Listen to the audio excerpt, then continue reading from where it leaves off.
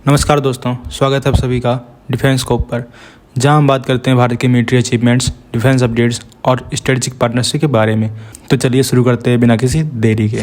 पहली खबर की बात करें तो कावेरी डेरिवेटिव इंजन को घातक स्टील्थ यूसीएवी के लिए डेवलप किया गया है। इस इंजन का 75% design Kaveri after burner engine से मिलता है, जो डेवलपमेंट कॉस्ट को कम करने और जल्दी से जल्दी इंडिजिनस डिफेंस कैपेबिलिटीज बढ़ाने में मदद करेगा। अगर सिंपल भाषा में समझें तो कावेरी डेरिवेटिव इंजन एक ड्राई वेरिएंट है जो घातक यूसीवी को पावर देगा।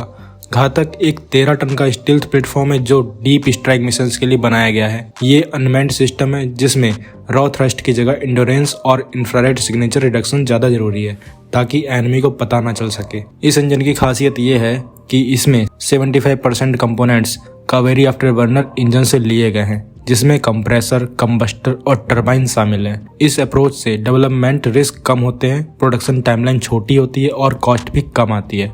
हालांकि इसमें कुछ चैलेंजेस भी हैं। इस इंजन का वेट लगभग 900 से 1000 केजी है, जो अनमैन्ड प्लेटफॉर्म्स के लिए तो ठीक है, लेकिन मैन्ड फाइटर जेट्स के लिए ज़्यादा है। इसे कम करने के लिए जीटीआरई लाइटर अलॉयज और कंपोजिट्स पर काम कर रहा है। लेकिन ओवरऑल कावेरी डेरिवेटिव इंजन का डेवलपमेंट भारत की डिफेंस टेक्नोलॉजी में एक बड़ा बदलाव ला सकता है। तो आप क्या सोचते हैं, क्या ये इंडिजिनस इंजन इंडिया की डिफेंस इंडस्ट्री के लिए एक गेम चेंजर बन सकता है? तो कमेंट सेक्शन में जरूर बताइए। अगली खबर की बात करें तो combat vehicle research and development establishment यानी CVRDE ने इंडियन वेंडर्स के लिए एक रिक्वेस्ट फॉर प्रपोजल जारी किया है। ये request for proposal Indian army के एम्बिशियस रंजीत प्रोजेक्ट के फ्यूचरिस्टिक आर्मर्ड फाइटिंग व्हीकल के लिए ऑटो लोडर्स डेवलप करने को लेकर है। ऑटो लोडर्स ऐसे कंपोनेंट्स होते हैं जो एम्यूनिशन को मेन गन में ऑटोमेटिकली लोड करते हैं। इससे फायरिंग रेट बढ़ता है, क्रू की रिक्वायरमेंट कम होती है और कॉम्बैट एफिशिएंसी भी बेहतर होती है। इस टेक्नोलॉजी को रंजीत प्रोजेक्ट में शामिल करना इंडियन आर्मी के आर्मर्ड कॉर्प्स के लिए एक अच्छा कदम होगा, जो ग्लोबल ट्रेंड्स के साथ कदम मिला के चलेगा। इस रिक्वेस्ट फॉर प्रपोजल का aim Indian private sector companies को सोफिस्टिकेटेड ऑटो लोडर सिस्टम के को डेवलपमेंट में शामिल करना है, जो FRCV की मेन गन में एम्यूनिशन को लोड कर सके। इससे न सिर्फ क्रू की रिक्वायरमेंट कम होगी, बल्कि फायरिंग रेट्स भी बढ़ेंगे, जो कॉम्बैट में एफिशिएंसी को बढ़ावा देंगे। और कॉन्ट्रैक्ट मिलने के 24 महीने के अंदर वेंडर्स को प्रोटोटाइप डिलीवर करने होंगे। ऑटो लोडर्स के शामिल होने से रिलोड टाइम्स कम होंगे और क्रू मेंबर्स की जरूरत भी कम होगी, जिससे लोगों की जान का खतरा भी कम हो सकता है। FRCV रंजीत एक next generation combat vehicle platform के रूप में देखा जा रहा है, जो इंडियन आर्मी के पुराने T-72 मेन बैटल टैंक्स को रिप्लेस करेगा। तो क्या कहेंगे आप इस खबर के बारे में? कमेंट सेक्शन में जरूर बताइए। अगली खबर की बात करें तो DRDO ने अपना खुद का लेजर डेजिग्नेशन पॉड डेवलप करने का प्लान किया है, जो तेजस MK-1A और MK-2 फाइटर जेट के लिए होगा।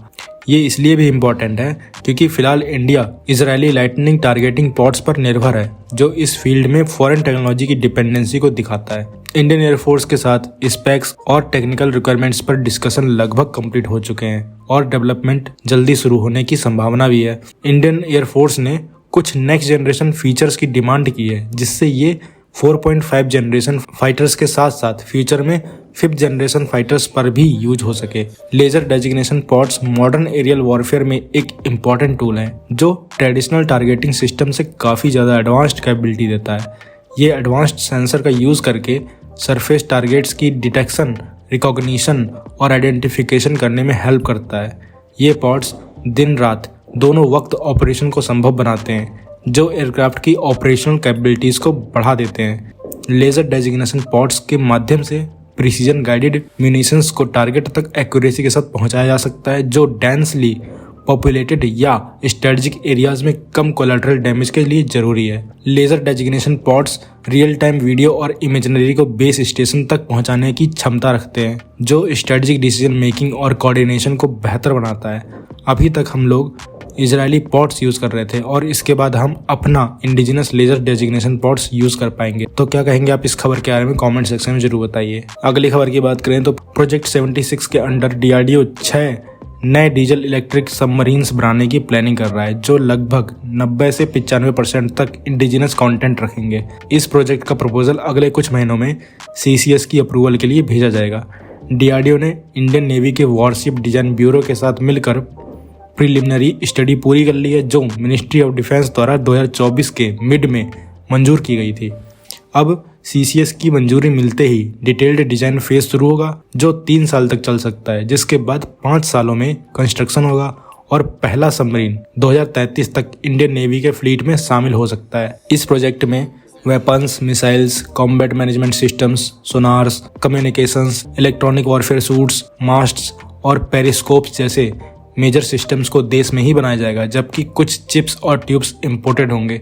ये अरिहंत क्लास SSBN के मॉडल को फॉलो करता है जो 90% से ज़्यादा लोकल कंटेंट के साथ बने हैं। इन सबमरीन्स में lithium ion batteries, pump jet propulsion और वर्टिकल लॉन्च सिस्टम जैसे एडवांस्ड फीचर्स होंगे जो स्टील्थ और कॉम्बैट एफिशिएंसी को बेहतर बनाएंगे। प्रोजेक्ट 75I भी पैरेलल में चल रहा है जो जर्मन कोलैबोरेशन के साथ बन रहा है, जबकि प्रोजेक्ट 76 इंडिया का पहला pure in house submarine design होगा। तो आप क्या कहेंगे इस खबर के बारे में कमेंट सेक्शन में जरूर बताइए। तो दोस्तों ये थी आज की डिटेल्ड अपडेट्स हमारे भारत के डिफेंस और इंटरनेशनल स्ट्रेटजीज के बारे में। अगर आपको ये वीडियो इन्फॉर्मेटिव लगा हो तो लाइक करें, शेयर करें और चैनल को सब्सक्राइब करना ना भूलें। आपका सपोर्ट हमें और बेहतर कंटेंट बनाने के लिए मोटिवेट करता है। मिलते हैं नेक्स्ट वीडियो में। थैंक्स फॉर वॉचिंग एंड जय हिंद, जय भारत।